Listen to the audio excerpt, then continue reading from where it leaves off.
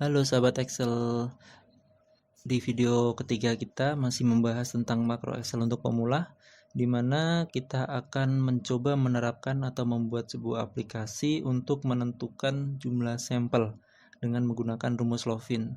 Di mana saya tadi sudah browsing rumus Lovin dalam penentuan sampel adalah sebagai mana terlihat di gambar, yaitu N kecil.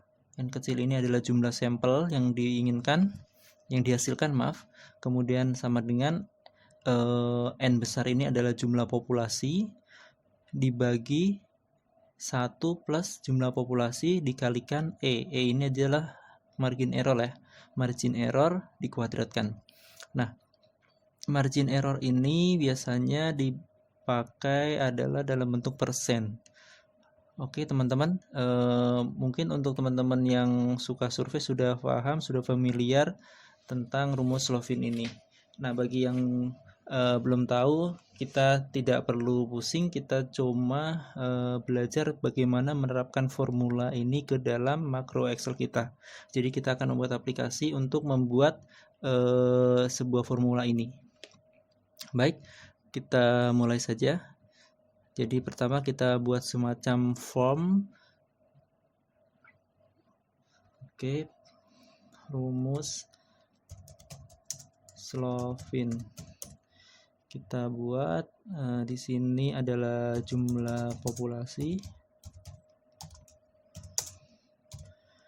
kemudian di bawahnya adalah margin error.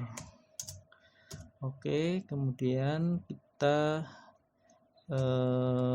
buat hasil sampel.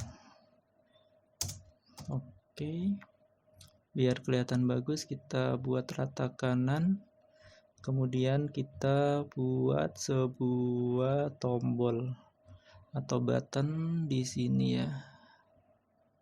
Oke, baik, jadi sudah mirip seperti aplikasi ya. Oke, kita percantik tombolnya agar kelihatan lebih menawan. Kita kasih nama hasil. Oke.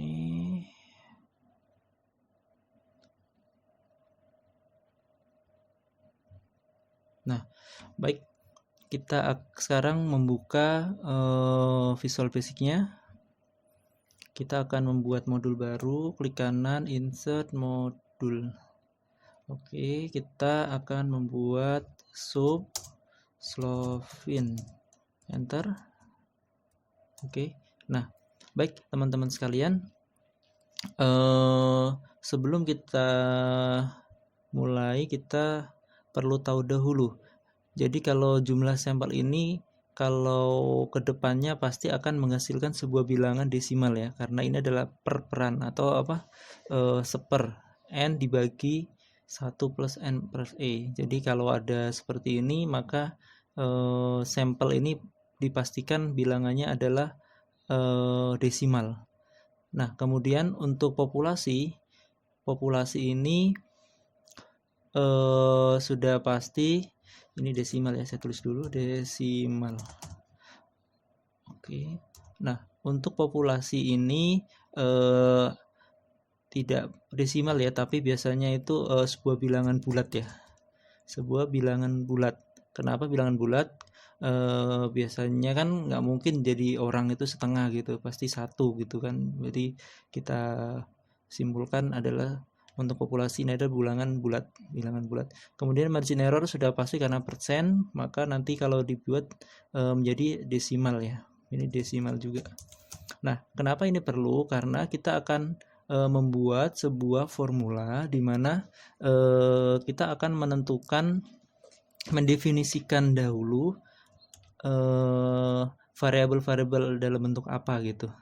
Nah, kita kembali lagi ke Visual Basic karena kita sudah tahu untuk variabel-variabel ini jenis datanya seperti apa.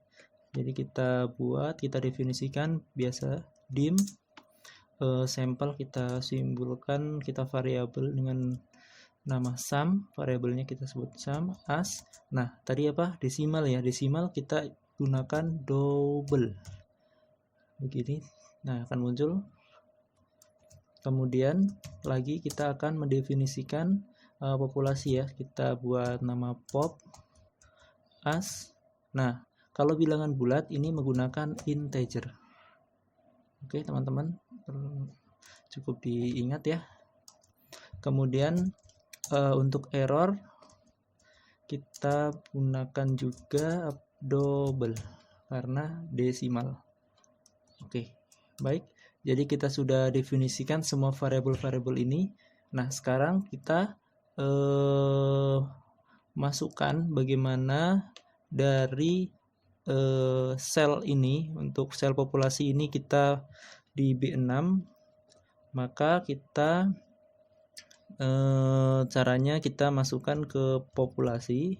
Oke, populasi ya, sama dengan sel B6. Ingat, dari row dulu atau dari baris dulu, baris 6, kolom ke-2 seperti ini. Value kita ambil angkanya ya. Lalu apalagi yang disambil? Margin error. Error sama dengan sel 7,2 titik value. Oke, sampai sini cukup paham ya teman-teman sekalian. Nah, kemudian kita lanjutkan untuk formulanya. Jadi dua baris. Jadi saya ulang lagi, untuk dim-dim ini mendefinisikan sebuah variabel sum sebagai double atau desimal, kemudian populasi sebagai integer atau bilangan bulat, kemudian error ini adalah double atau desimal. Nah, kemudian baris berikutnya ini mengambil nilai-nilai yang akan diproses. Jadi di sel 6,2 ini akan dimasukkan ke dalam variabel populasi. Kemudian error ini akan dimasukkan dari sel 7,2 atau B7. Kalau di sini B7 ya. Nah, selanjutnya apa? Selanjutnya kita buat formulanya dari rumus Lovin ini. Rumus Lovin ini sama persis, kita tuangkan saja dalam bentuk formula di makro Excel ya. Oke, N itu adalah sampel ya. Sum sama dengan apa? N besar itu populasi. Populasi dibagi, nah, per itu adalah pembagian ya. Jadi kita pakai garis miring, kemudian 1 plus populasi lagi, kemudian kali itu bintang, error itu R begini ya, kali apa, kuadrat ya. Nah, kuadrat itu simbolnya seperti ini, pangkat 2. Oke, nah teman-teman perlu diperhatikan, karena sebentar saya geser dulu biar kelihatan. Nah, karena ini jangan lupa ya ada kurungnya ya, agar tidak bercampur-campur untuk operatornya ini. Jadi yang pertama kita kasih kurung ini di bawah garis per ini semua, yaitu dari angka 1, sebelum angka 1 sampai angka 2 ini. Oke. Nah, kemudian jangan lupa agar ini diprioritaskan juga, kita kasih kurung juga seperti ini.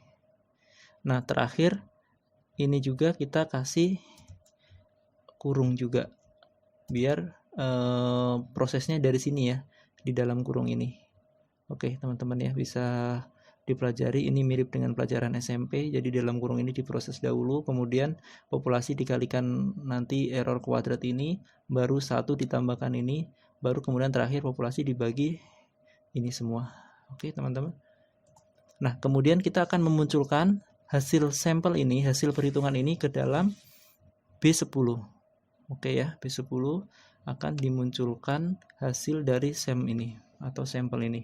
Jadi caranya sama, tinggal dibalik aja kayak yang ini kan dimasukkan, kalau dikeluarkan jadi sel angkanya 10,2. sama dengan, tinggal tulis saja sum. Nah, seperti ini. Jadi sum ini variabel untuk menyimpan formula, kemudian sum ini akan dimunculkan di sel 10,2. Oke, maaf. Ini ada value seperti itu. Nah, oke. Selesai program kita. Lalu kita koneksikan button kita ini ke makro yang sudah kita buat. Asin makro biasa, Slovin. Oke. Kita lihat hasilnya. Lah, kok masih kosong? Iya, kita belum tentukan populasinya. Kita isi dulu. Misalkan kita punya 1000 populasi, kita akan membuat margin error 5%. Seperti ini. Oke, hasilnya 285. Oke, teman-teman. Kenapa koma? Karena hasilnya tadi hasilnya adalah desimal ya, atau kita definisikan sebagai double. Nah, biasanya kita tinggal pembulatan aja, pakai formula di Excel-nya aja, round seperti ini. Oh maaf, ini koma 0 karena di belakang digitnya kita tidak perlu. Oke, jadi 286. Ini tulisi pembulatan.